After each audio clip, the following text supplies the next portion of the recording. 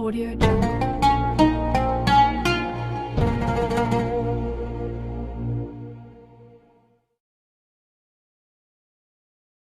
Syariat itu kan dia itu mengacu kepada pendapat jumhur. Jumhur itu mayoritas ulama gitu. Seharusnya yang harus ditekankan itu kalau syariat dia acuannya ke jumhur. Contohnya masalah ruh misal. Ruh itu makhluk atau bukan gitu. Jadi secara jumhur yang namanya ruh itu ya makhluk gitu. Tapi kebanyakan orang hakikat itu bukan. Ya kalau bukan makhluk apaan bro? Bagian dari Allah kan gitu. Iya. Saya masih setuju yang namanya ruh itu adalah makhluk. Dan perbedaan pendapat itu dia tidak harus apa ya? Harus itu kan masih remang-remang gitu. Istilahnya masih belum ini bisa diperdebatkan masalahnya gitu. Cuman kalau acuannya ke ulama jumhur ya yang namanya ruh ya dia adalah makhluk. Yas'alunaka 'anir ruh qulir ruhu min amri rabbi, hanya Allah yang tahu.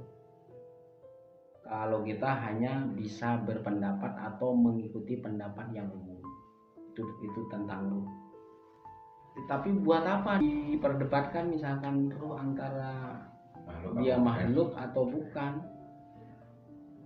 Meskipun itu ada ruh itu, jadi memang dia jelas dia ada dalam diri kita gitu. Ya kalau diperdebatkan itu pun jelas di dalam Al-Quran, kulir min amri robbi, hanya Allah yang tahu. Apalagi disebutkan asma ruh, ada nama-nama itu buat apa? Itu sama sekali tidak berguna. Yang berguna itu adalah apa yang menjadi makanan ruh. Itu apa? Ikhlas, zikir.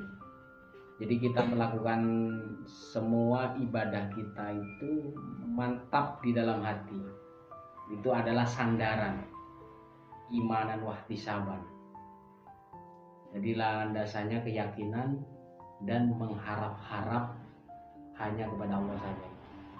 Ikhtiar di luar kita bebas, kita mau minta bantuan siapa, orang lain, makhluk atau apa. Yang penting imanan wahtisaban itu yang harus menancap di batin kita, itu namanya. Itu sudah apa yang kita lakukan sudah bermakrifat. Jadi sudah apa yang kita lakukan yakin bahwasanya Allah itu melihat apa yang kita lakukan. Meskipun makhluk pun tidak bisa melihat apa yang ada di dalam sanubari kita.